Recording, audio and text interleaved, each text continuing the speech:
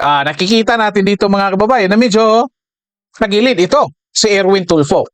Ngayon, oh, or ngayong araw, ito, yung Okta Research mga kababayan, naglabas ng pahayag. Ito, yung pinakita nila. Isa na namang Tulfo. Yung kapatid na Tulfo. Ayan. Pero nandyan si Senador Risa Hontiveros. Kasi nga mga kababayan, matagal na nagpahayag si Risa Hontiveros din na willing siyang maging, anong tawag nito? Standard bearer ng oposisyon. Ewan ko ba bakit natawag pa rin niya kanyang sarili na oposisyon na magkakampi na naman sila ni PBBM mga kababayan.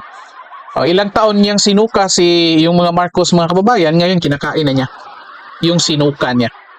Pero ito, pinalabas ito, News 5. Sabi nga dito, Tulfo Hontiveros sa 2028. Nakikitang competitive tandem sina Senator Raffy Tulfo at Senator Risa Hontiveros sa 2028 elections.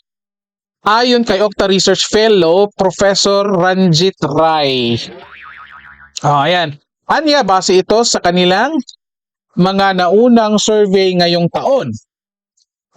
Raffy Tulfo ito mga kababayan. Kanina si Erwin Tulfo. Kaya nga sabi natin kay Erwin Tulfo, medyo nasira yung imahe ni Erwin Tulfo mga kababayan dahil sa Bendalo eh. Ito ngayon, si Raffy Tulfo na naman ang pinalalabas na maging posibleng kandidato. Katandim si Risa Hontiveros mga kababayan. Si Taong Bayan, the Queen of Taong Bayan. Walang ibang bibig kundi Taong Bayan lang. Siya ang representante ng Taong Bayan mga kababayan. Basta si Risa Hontiveros yung sasalita, Taong Bayan lahat yan. Tapos kapag si Risa Hontiveros nagsasalita, hindi insertions ang tawag, kundi amendment. Yan yung basic. Basic yan. Di ba? Ito mga kababayan, Raffy Tulfo is the second most preferred to Sara Duterte. When you look at tandems, the most competitive for the non-Duterte side is Tulfo, Risa Hontiveros. Saad ni Rai sa panayam sa long conversation sa One News. It came out in a survey. We have to validate that. These are preliminary and it will change over time.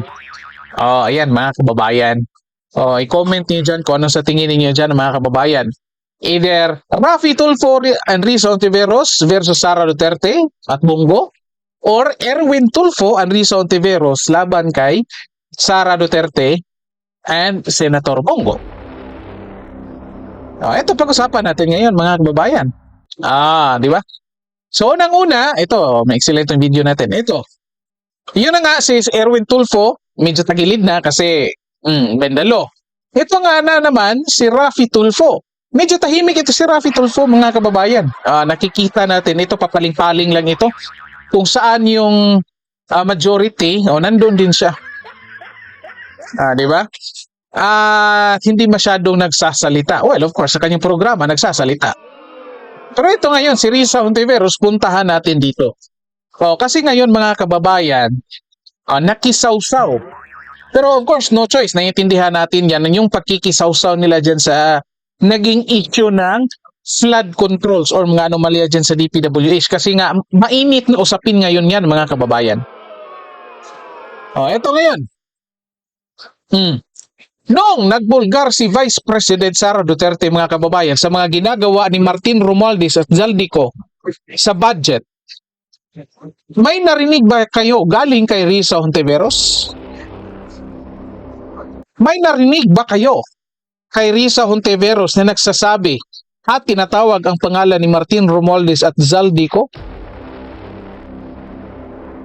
Anong mga sinasabi ni Risa Hontiveros? Confidential funds lang laban kay VP Sara. Yan lang yung paulit-ulit na sinasabi niya. At ito na nga, pumutok. Until now, wala ka pa ring maririnig na pangalan ni Zaldico at ni Martin Romualdez na galing sa bibig ni Risa Hontiveros mga kababayan. Wala, ito yung nakikita natin ha.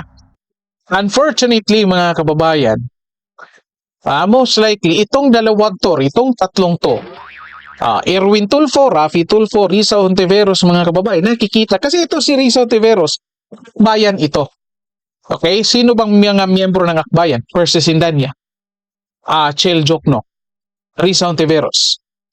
Itong dalawa, tatlong miyembro ng akbayan nasa kongreso ngayon.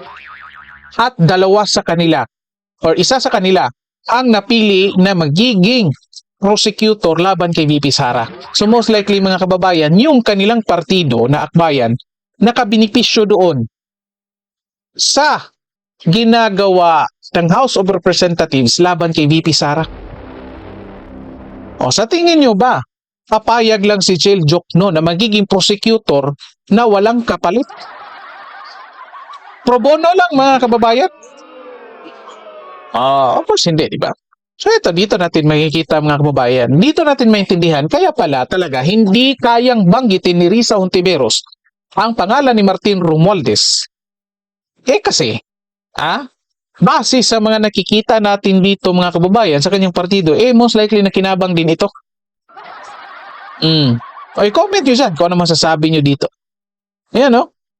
So ito ngayong 2028 mga kababayan, most likely, pupondohan ito ni Martin Romualdez at ni PBBM.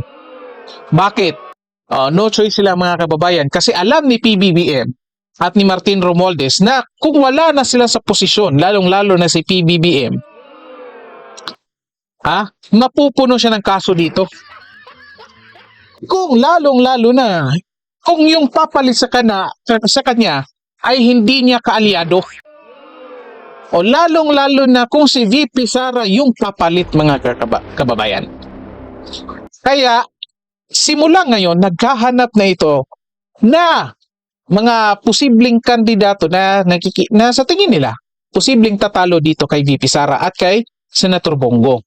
Kasabay niyan ay pagpaninira nila laban kay Senator Bongo at kay Sara Duterte. Kagaya ng ginagawa ni Antonio Trillanes mga kababayan at ng iba pang tinatawag nilang political analyst nila. Di ba? Kaya comment nyo dyan mga kababayan. Ano kaya sa tingin ninyo? Kaya either ni Erwin Tulfo, ni Raffy Tulfo at ni Risa Hontiveros ito si VP Sara. Okay? So, i-comment nyo po dyan mga kababayan kung ano masasabi nyo dito. So, dito na lang po tayo. Paki-like po and share ng videos natin and ipag-subscribe din po ng ating channel. Okay, maraming salamat sa lahat at magandang araw po sa inyo.